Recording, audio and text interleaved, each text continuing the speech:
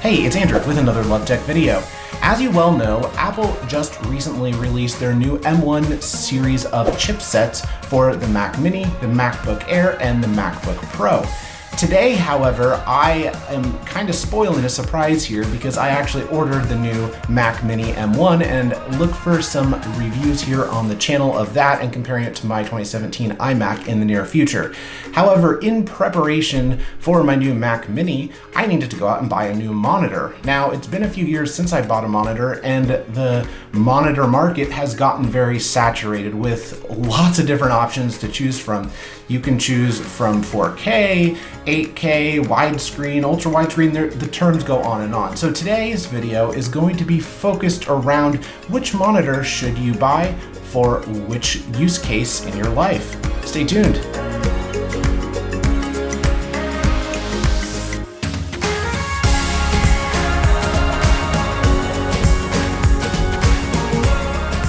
Now, for the past few years, I have had a 2017 iMac for my main monitor, and then off to my right-hand side here, I've had two additional 4K monitors.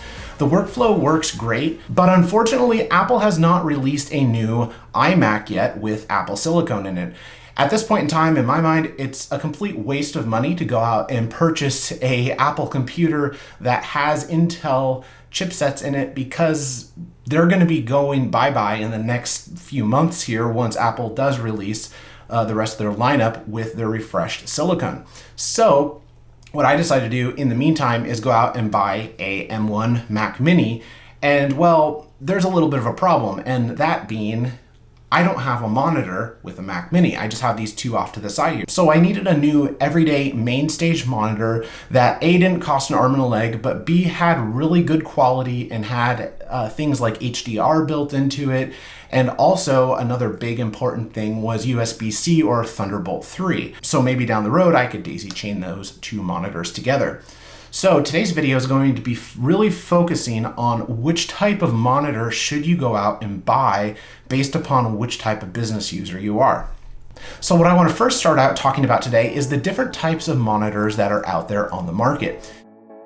We're going to first start off by talking about the different types of ratios. What are ratios? They're what size the monitor is. The width and the height of the monitor makes up what's called a ratio. After we talk about ratios, I want to talk about resolutions specific to those different types of ratios. Now, believe it or not, a 16:9, for example, format doesn't just have one type of resolution. You can cram more pixels, which gives it a higher pixel density, into that same ratio. So we're going to talk about the resolutions in relation to ratios today, and then also talking about the different two class types of monitors. So let's first again start off with ratios. So speaking about ratios, there are three main ratio categories monitors really fit into. The first one is called widescreen, or in a 16:9 format. What 16:9 means is you have, for every pixel, you have 16 pixels for every 9 tall. This makes up the 16:9 ratio aspect. Now, this is the most common ratio that you might see out there in today's society. And the 16:9 ratio has been a big part of our society now for the last 10 years or so. It's been really the standard for monitors and even our TVs in our houses. The next ratio I want to talk about is a newer ratio called ultra wide. Now, ultra wide is a 21:9 ratio. While you're not getting necessarily more pixels added onto the height of your monitor, you are getting a more wider range or bigger swath of pixels going across your monitor. So this is helpful if you're, say, a productivity user, and we'll get into some details and explanations and examples of that a little bit later on. And finally, the third most common ratio in our society nowadays is something called the super ultra wide ratio, or the 32:9 ratio. This is basically if you took two 16:9 monitors and smashed them together into one. This is, again, a resolution that's fairly new. It's kind of come out in the last 4 or 5 years. And it's something that is being more heavily adopted in productivity markets and the gaming marketplace. And again, we'll get into some more details and explanation on that later. However, there are a few ratios out there on the market that aren't quite as common as what I just showed you guys. So first off, let's bring up the most common ratios. Again, we have widescreen, ultra wide, and super ultra wide. These are kind of the 3 spectrums that monitors really fit into nowadays. And in these spectrums, we also have 3 additional ratios that are a little less common, but they do add more onto the height of the monitor, which can be very helpful in certain circumstances. So these less common ratios are as follows. In the wide spectrum category, we have the 16:10 ratio. 16:10 actually used to be more common, such as in business workplaces, but it has started to fizzle out and they are harder to find nowadays. Moving on to the ultra wide spectrum, we have what's called the 24:10 ratio. Now this is a very, very uncommon ratio. However, there are some gaming monitors out there in the marketplace nowadays that do have this newer type of ratio, and it can be very helpful for gaming and productivity. And then finally, we have the 32:10 aspect ratio. Again, this is a very hard type of monitor to find. There are a few out there on the market. And the real advantage here, again, of all of these more or less common monitors is you're not necessarily gaining a lot more width on these, but you're gaining that extra height, and that can make a big difference if you're a specific type of user, such as a gamer or a more productivity business user. So now we've talked about the different types of ratios. Let's talk about the resolutions that kind of correspond with these different ratios. So again, resolutions are measured in pixels. So below are, again, some of these aspect ratios and the most common resolutions. So bringing up the wide, ultra wide, and super ultra wide spectrums, we can take a look at our, again, most common type of ratio, which is a 16:9 ratio. 16:9 ratio, the most common pixel densities are what's called Full HD or FHD, which is again 1920 by 1080. This again is the most commonplace resolution and ratio out there on the marketplace. You also have 4K resolution, which is 3840 by 2160. This is becoming much more mainstream, not only in our television market nowadays, but also in the monitor market. So the 2 monitors I have off camera here that I've been using for the past few years, those are both 4K monitors. And the advantage there is you have a much higher pixel density and images look much more crisp and clean as opposed to a 1920 by 1080 image. Now let's move on to talking about the 16:10 aspect ratio. The 16:10 aspect ratio has 2 main resolutions. The first one is called WUXGA, which is 1920 by 1200. This again gives you that extra height on your monitor. The second resolution in the wide spectrum is the WQU-XGA resolution, which is 3840 by 2400. So this is a much higher pixel density inside of this aspect resolution. Moving into the ultra wide resolution range, we first start off with our 21:9 aspect ratio. We have what's called ultra wide UWHD, which is 2560 by 1080. And the second resolution we have here is a 3440 by 1400, which is known as the ultra wide quad HD, or a more 2K resolution. This is kind of that intermediary step for the number of density in pixels between a 1080p or full HD monitor and a 4K monitor. Moving down to the 24:10 ratio, this is called the ultra wide quad HD plus ratio, and this one is 3840 by 1600. As I mentioned a little bit earlier on, this ratio is very, very uncommon, but there are a few monitors on the marketplace today that do have that 24:10 ratio. Moving on to the super ultra wide spectrum, we start out with dual FHD or dual full HD, which again, if you think about it, it makes sense. You have a 1080p monitor and a 1080p monitor smashed together, and that's why they call it dual. So go figure, that one actually makes sense. So that resolution is 3840 by 1080. And then we have the dual QHD or quad HD, which is our, again, 2K resolution, coming in at 5120 by 1440. And then finally wrapping out the resolutions for all of our different aspect ratios, we have the double full HD plus. Now the double full HD plus resolution is a 3840 by 1200 ratio. Again, this ratio is not super common out on the marketplace. So now we've touched base on the different resolutions and the aspect ratios around those resolutions. Let's talk about the different types of class types of monitors. So monitors are really kind of divided into two different class types, and let's break those down now. And these are, again, the standards for monitors. The first class we have is the consumer-based class. Now the consumer-based class is what most people have. It's what me and you have at home. They're kind of our everyday monitors. They also fall into the gaming category of monitors as well. And again, these usually are monitors that have more basic ports, more basic connectivity and IO ports. They have a lot of the time very decent or very nice features. However, they are a little bit lower in cost. Then our second type of category or class type of monitor is called a business class monitor. Now, what's a business class monitor? A business class monitor really is defined as it has usually more connectivity and more IO ports. It has more advanced features that you might not see on more of a consumer-based class monitor. A lot of the time, these business class monitors also come with a better build quality and a better warranty and serviceability. So in case something goes out in it, or if you have issues with it, a lot of the time companies will have a higher build quality in these monitors.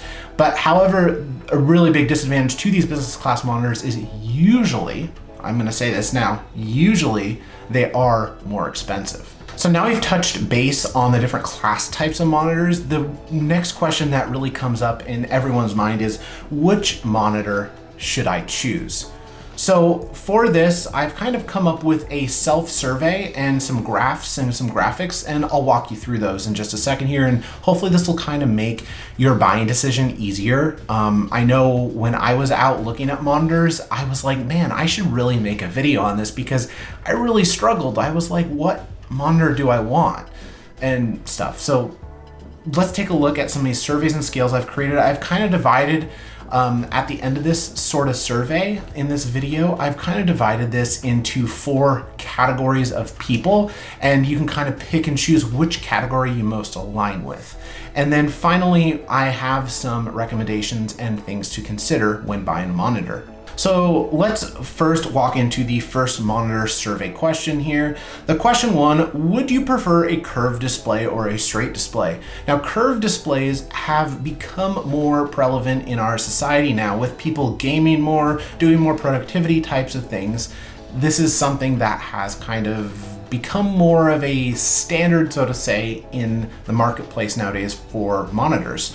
So what I want to first show you is, yeah, straight monitors are cheaper, they're easier to manufacture, they're easier to build than a curved monitor. However, a curved monitor will have less glare.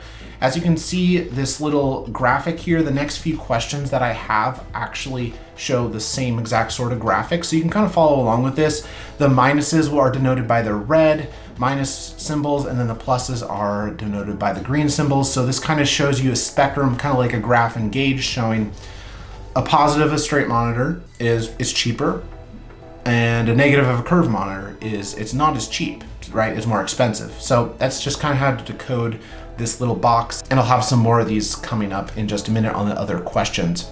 And what I've also done here to kind of help visualize this a little bit better is put this into a graph for you guys. So you'll notice the 2 yellow areas, those are like the mediocre areas to kind of be in here, right?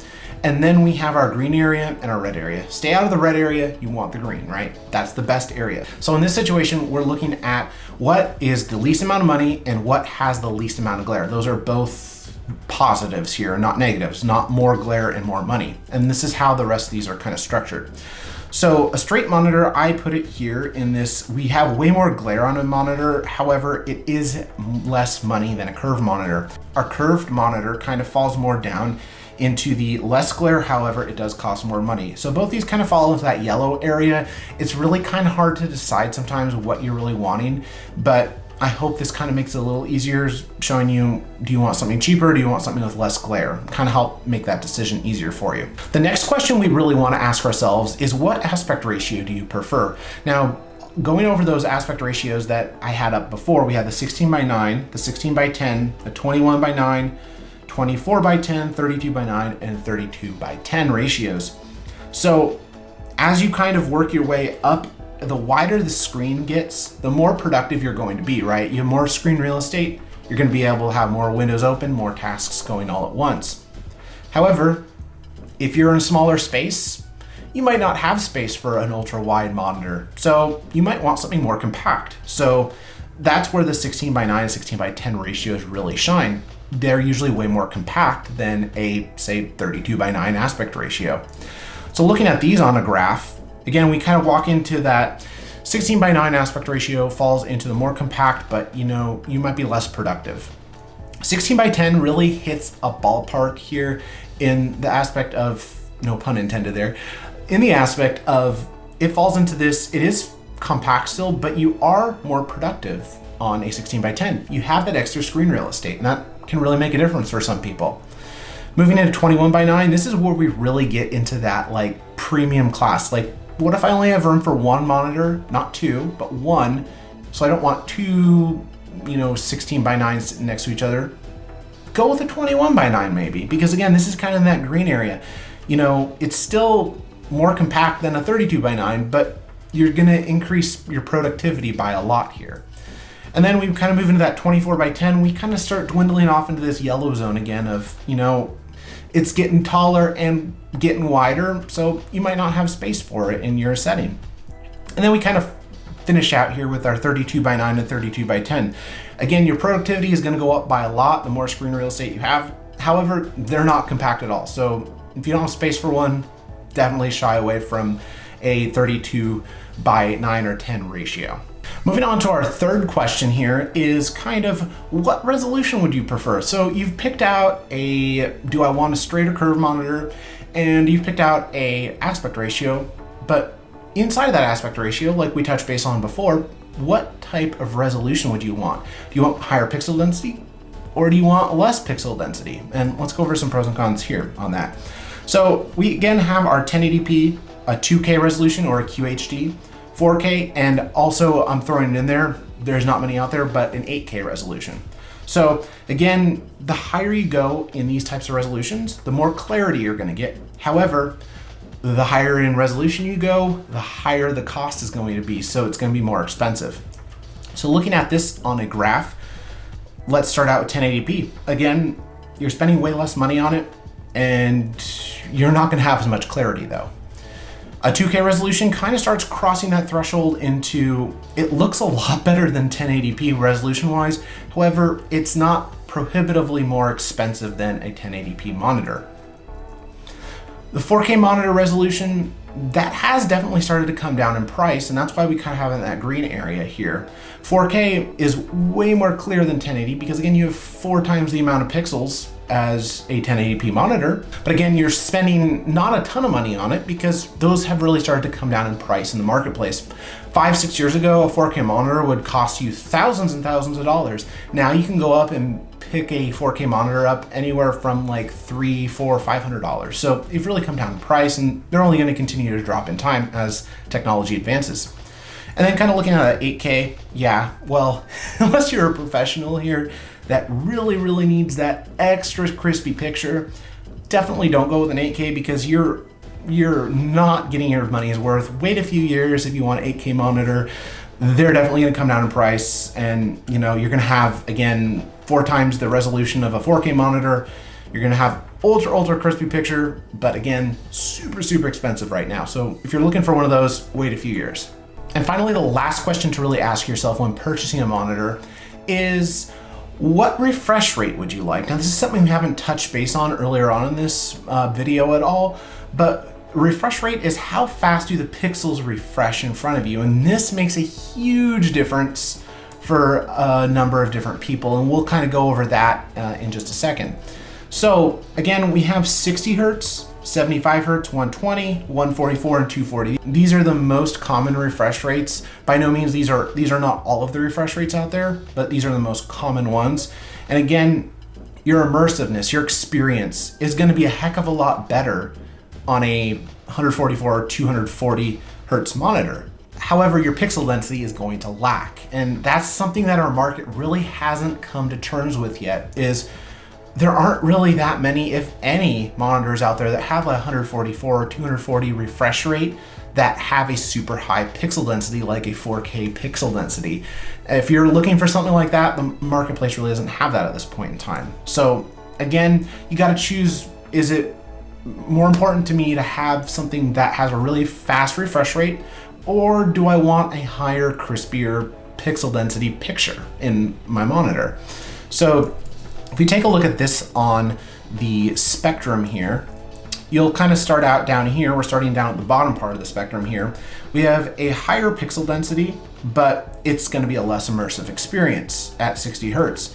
Moving up to 75 Hertz, you're going to dramatically start to notice that difference of immersiveness. However, your pixel density will start to suffer a little bit, right? It's not going to be as good as a 60 Hertz display. 120 Hertz, this is kind of when you get into that green zone. It's kind of that perfect mesh of both worlds for a refresh rate. It's not overly slow at refreshing, and it's not overly extremely fast. So the 120 Hertz range and even that 144 Hertz range, those are kind of that green area that you kind of think, man, I think that would be a good spot to be in if I really don't know the answer to this question, right? If you're struggling to figure out, do I want 60 or 240? Settle for something in between there, because your 240 refresh rate, you're going to have a really, really rich immersive experience, like if you're a gamer. However, you're going to have a lower pixel density. So is that a trade-off you're willing to make? So congratulations, you've made it through the monitor survey. Hopefully that kind of gives you a better idea of what you're looking for and what to look for in a monitor.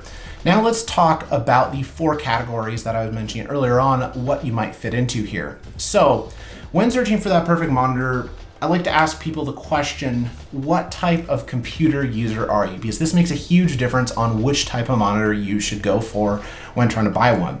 So starting out here, if you're a gamer, so these are people who like to play a lot of FPS, RTS, RPG type style games, I definitely recommend going for that curved monitor. Again, less glare, and go for something that has that 2K resolution of either 21:9 or 32:9 aspect ratio.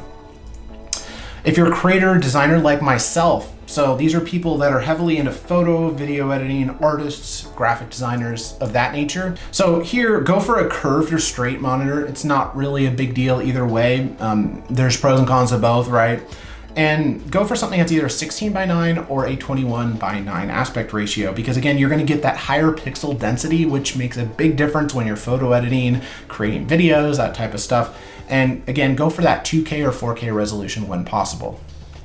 If you're a business user, so these are individuals who work at home, work in an office situations, do lots of spreadsheets, presentations, office type work. I'd recommend going for a straight monitor that is either a 16:10 ratio with a 2K resolution or a 21:9 with a 1080p resolution. The reason for this is because if you're doing lots of spreadsheets, having a lot of room to spread out horizontally is really nice, right? And having a little bit higher resolution too, that 2K, maybe doing a 16:10 with a 2K resolution, really works out nice. You have that extra crispiness and you get the ultra wide screen, so that really is nice for productivity use. And then what if I'm just a casual user? What if I want just a good everyday monitor? I'd say, people that are surfing the web, checking email, playing casual games, just go with a standard straight 16:9 full HD, maybe bump it up to 2K, a 4K if you're really feeling into it that day. So definitely go for something like that. So now we've kind of put this together and, hopefully at this point in time, you've figured out which one of these categories you fit into. Now let's talk about the considerations. These are the things to consider when buying a monitor, which one to choose, what things you should ask yourself. So first off, let's start off with ask yourself, again, which category do you fit into? This will really help you make your decision. Next, what's your overall space like? Do you have enough room for an extra wide screen? Do you not have that extra room? That can really be a good question to ask yourself. Another question, this is an important one, what's your overall budget? So again, the higher resolution, the wider the screen, the more expensive. That's a general rule of thumb. So what does your budget allow you to purchase? Next question to ask yourself is, do you care about brands? Better known brands usually cost more money. However, they usually have a better build quality, better colors, better clarity, and a better warranty. So Do you care about brands at all? That's a question to ask yourself. And then finally, what kind of ports or connectivity do you need in your monitor? For example, do you need HDMI? Do you need Thunderbolt, USB-C? Do you need other I/O ports such as additional USB ports, audio ports, that type of stuff in your monitor? Now I want to go back to question number 4 really quick here and address which brand you should get, right? Because that might be a question you might have. What are some good brands, Andrew? Well, glad you asked. So here's some of my most recommended brands that I can recommend to you guys. So these ones are going to be more expensive, however, they are going to have a better build quality. Samsung, LG, Dell, MSI, all great options for going out and buying a computer monitor if you have a little bit extra money to burn, but again, you're getting a better build quality, better color, and everything like that. The second part of this I want to talk about is, what if I don't have quite as much money? What if I don't really care about the brand? What if I just, want it for that kind of experience? What if I just want a ultra wide screen but don't care about the brand? So here's some other brands that are fairly good brands. Still, they're not like run-of-the-mill, like TCL brand type garbage out there on the market, but they're still fairly good quality. So ViewSonic's a really good one. They've been on the marketplace for many, many years. Acer also builds monitors and PCs. Pretty good overall brand. And then Asus does a lot of gaming monitors. They're a little bit cheaper gaming monitors. MSI, Alienware under Dell does better gaming monitors. So hopefully this kind of helps you guys decide on a brand better. So now I've broken down everything for you guys. I hope that helps make your decision for buying your next monitor easier and more conclusive. Moving on, if you've made it to this part in the video, you're probably wondering, well, Andrew, for your setup, what monitor did you buy and why? I'm glad you asked. Let's go into that. So the monitor I bought was a 4K monitor. Here it is. Woohoo! Looks like a monitor, right? So what is it? Okay, let's get into those details now. So my new monitor, I bought a Samsung Business Class. Remember those two classes we talked about? We have consumer class and business class. I bought a Samsung Business Class monitor, and I'm gonna, can I say the name really quick? F32TU872VN. Whoo! Try saying that 10 times fast. So that's the model number that I bought, in case you're wondering. Why did I buy this? So first off, it has a 4K resolution. It's not prohibitively expensive like an 8K, but it gets that pixel density that I really want to have in a monitor. The next reason why I went out and bought this monitor is because it is a business class monitor.